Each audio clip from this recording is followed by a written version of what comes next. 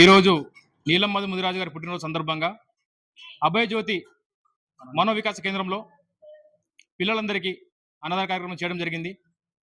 మా నీలమ్మదన్న గారు రాబోయే రోజుల్లో రాజకీయంగా ఒక శక్తిగా కావాలని, ఒక తెలంగాణకు పెద్దన్న పాత్ర పోషించాలని, ఆయన నిండు నూరేళ్లు ఆయుర ఆరోగ్యాలతో ఉండాలని, రాజకీయంగా బలువు బడిగే వర్గాలకు, భోజన బిడ్డలకు చెదురు వాదడుగా ఉండి అతను కష్టసుఖాల్లో మాకు తోడు ఉండాలని, ఇలాంటి పుట్టినరోజులు మరెన్నో జరుపుకోవాలని మనస్ఫూర్తిగా కోరుకుంటూ ఈరోజు సిద్దిపేట జిల్లాలో మహాజ్యోతి అభయజ్యోతి మనోవికాస కేంద్రంలో ఈ పిల్లలకు అన్నదానం చేయడం జరిగింది.